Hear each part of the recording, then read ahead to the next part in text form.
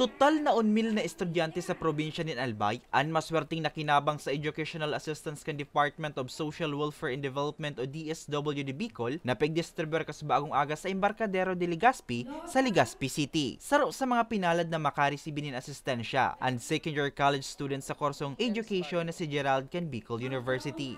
Ako lang pong parte sa pambuhay-buhay mi po mga estudyante, lalo na po hali pa lang po baga sa sa Baguio, tapos kakulon po talagang gastusan, lalo na college na unlike sa pag mas nagtataas, mas nagadakol man po ang gastusan, kaya importante yun man po sa muya. Labi man na pigpapasalamat ni Nanay Eden ang educational assistance na nakuha niya para sa iyang aki na sarong nursing student sa sarong pribadong eskwelahan sa Legazpi City. Sabi niya, dakulang kagianan sa indang mag-agumang asistensyang ini, lalo na sa tuition fee kan sa indang aki. Urog patakulang mandaan dilihensya kan sa iyang esposo sa pagkayod ng tricycle. Maraming po, nagtabangan po kami sa pagklase niya, tapos sa pangdagdag sa pang-tuition.